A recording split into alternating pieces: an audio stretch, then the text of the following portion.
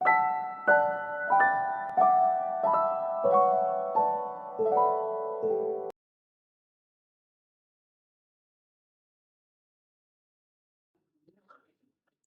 4 में हमारा next topic है homogeneous equations of the second degree in two variables. हमने अब तक जो होमोजीनियस इक्वेशंस देखी हैं वो सिंगल डिग्री की थी। मसलन हमने देखा a1x plus b1y plus c1 is equal to 0। इस तरह की इक्वेशंस को हमने सॉल्व किया है। लेकिन यहाँ पर हम सेकंड डिग्री इक्वेशंस देखेंगे जिसमें x का स्क्वायर या y का स्क्वायर इन्वॉल्व होगा।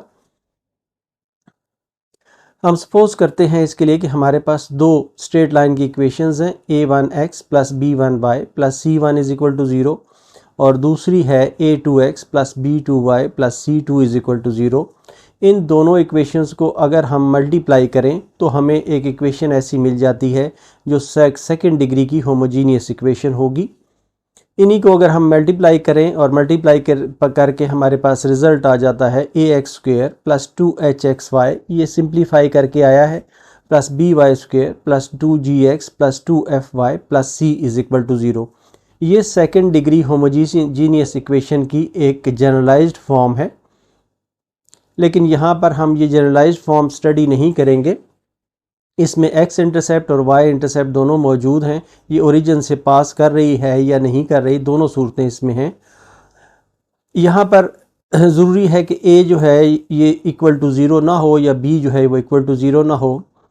हमारे जो सिलेबस में यहाँ पर है वो एक स्पेशल टाइप की जॉइंट इक्वेशन है जिसमें जो लाइंस हैं वो ओरिजिन से पास कर रही हैं। ये एक सिंपल टाइप की इक्वेशन है, यही हमने स्टडी करनी है। इसके लिए हम दो लाइंस जो लेते हैं वो बन जाती हैं y is equal to m1x और y is equal to m2x। Generally जो लाइन की इक्वेशन हम लेते हैं वो y is equal to mx plus c है। यहाँ पर c 0 होगा क्योंकि ये दोनों लाइनें जो हैं ये पास कर रही हैं ओरिजिन से। तो y is equal to m1x और y is equal to m2x अगर हमारे पास हो और इन दोनों को हम मल्टीप्लाई करें, y minus m1x y minus m2x को आपस में मल्टीप्लाई करें तो ये मल्टीप्लाई होकर रिज़ल्ट आ जाता है y square minus m1 plus m2xy plus m1 m2x square. ये वो स्पेशल टाइप की सेकंड डिग्री होमोजीनियस इक्वेशन है जिसे हम इस चैप्टर में स्टडी, इस एक्सरसाइज में स्टडी करेंगे। यही हमारे सिलेबस का हिस्सा होगा। देखते हैं कि हमें एक सेकंड डिग्री की होमोजीनियस इक्वेशन दी गई हो जो ओरिजिन से पास करती हो लाइनें। वो इक्वेशन हो ax square plus 2hxy plus by square. तो इसकी प्रॉपर्टीज़ क्या होंगी? ये दो लाइनों को ये रिप्रेजेंट करती है। तो प्रॉपर्टी ये होगी कि अगर h स्क्वेयर जो है ये ग्रेटर दैन ए बी हो तो लाइंस जो हैं वो रियल और डिस्टिंक्ट होंगी, और अगर H square is equal to a b हो तो रियल होंगी लाइंस और कोइंसिडेंट होंगी, और अगर एच स्क्वेयर लेस दैन ए बी हो तो ये इमेजिनरी होंगी। हमारे पास ये जो इक्वेशन है a x square plus 2hxy plus by square, इसको अगर हम b से मल्टीप्लाई करें और रीअरेंज करें तो ये आ जाता है b square y square plus 2bhxy plus abx square. इसको हम कंप्लीटिंग द स्क्वेयर से इसके दो फैक्टर हासिल करते हैं। स्क्वेयर कंप्लीट करने के लिए इसमें एच स्क्वेयर एक्स स्क्वेयर और minus H square x square करते हैं तो ये वाला हिस्सा जो है यहाँ तक ये बन जाता है B Y plus H X whole square minus X square, यहाँ से एक्स स्क्वेयर कॉमन लिया तो अंदर रह गया H square minus A B. तो ये ए स्क्वेयर बन जाता है, ये माइनस बी स्क्वेयर बन जाता है। तो इसका रिज़ल्ट जो है A plus B into A minus B आता है। तो ए है B Y plus H X plus X into H square minus A B, और a प्लस बी जो है B Y plus H X minus X into H square minus A B under root equal to 0 आ जाता है। ये दो pair of lines को represent करता है। दोनों को हम लिख सकते हैं कि ये दोनों 0 के बराबर हों। B Y plus X into H square minus A B under root ये 0 के बराबर, और दूसरा जो है ये भी 0 के बराबर हो सकता है। अब ये दो जो है ये दो लाइनों को रिप्रेजेंट कर रहे हैं। यहाँ पर हमारे पास दो लाइनों की सिंगल इक्वेशन थी, अब हमने सेपरेट लाइनों की इक्वेशंस हासिल की हैं। अब यहाँ से हम देख सकते हैं कि अगर ये H square minus A B की जो प्रॉपर्टीज़ हैं ये भी H square minus A B है। अगर एच स्क्वेयर ग्रेटर दैन ए बी होगा तो अंडर रूट को जब हम ओपन करेंगे तो हमारे पास अंडर रूट के अंदर जो है हमें पॉजिटिव रिज़ल्ट मिलेगा और उसका हम अंडर रूट लेंगे तो रियल रिज़ल्ट हमें मिलेगा, इसलिए जो रिज़ल्टिंग लाइन होगी वो रियल और डिस्टिंक्ट होगी। और अगर एच स्क्वायर ए बी के बराबर होगा तो ये वाला हिस्सा जो है ये ज़ीरो हो जाएगा और इसलिए ये रियल और कोइंसिडेंट होगी।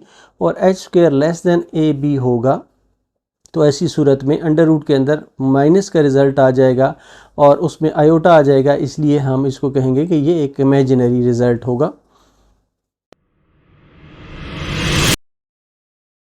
नेक्स्ट हमने देखना है कि दो लाइनें के दरमियान हम एंगल कैसे फाइंड करेंगे। हमें जो स्टैंडर्ड इक्वेशन हम यूज़ कर रहे हैं वो है a x square plus 2hxy प्लस b y square is equal to 0। इसकी जो दो इक्वेशंस हमने पिछली टॉपिक में हासिल की थी वो थी B Y plus X into H plus H square minus A B under root, और दूसरी ये हासिल की थी।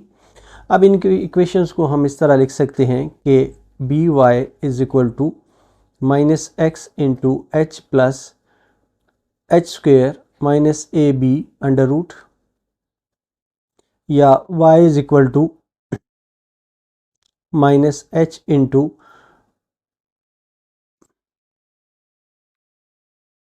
Minus H plus H square minus A B under root whole divided by B.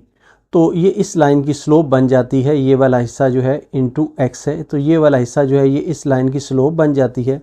तो इसलिए हम ये कहते हैं कि पहली लाइन की जो स्लोप है वो आई है m1 is equal to H minus into H plus H square minus A B under root divided by B.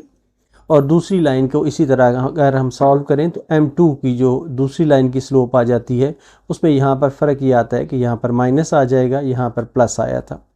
अब इन दोनों को अगर हम ऐड करें, m1 को m2 में ऐड करें तो रिज़ल्ट हमें मिलेगा minus 2h divided by B, और m1 को m2 से अगर मल्टीप्लाई करें तो रिज़ल्ट मिलेगा a ओवर b।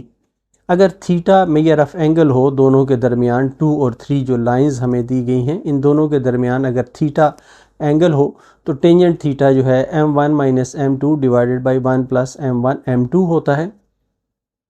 अब ये m1 m2 को थोड़ा सा हम कन्वर्ट करते हैं और इसको स्क्वायर लेके स्क्वायर और अंडर रूट लेके स्क्वायर कंप्लीट करते हैं तो ये बन जाता है m1 plus m2 whole square minus 4m1 m2 divided by 1 plus m1 m2 बन जाता है।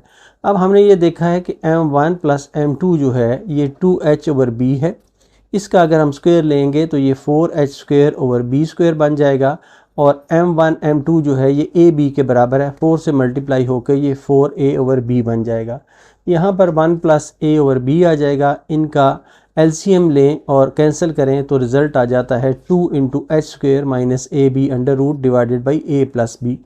ये वो फार्मूला है जिससे हम दो लाइनों के दरमियान एंगल को फाइंड करेंगे। ये टेंजेंट थीटा के बराबर होगा और यहाँ से हम थीटा हासिल कर सकेंगे।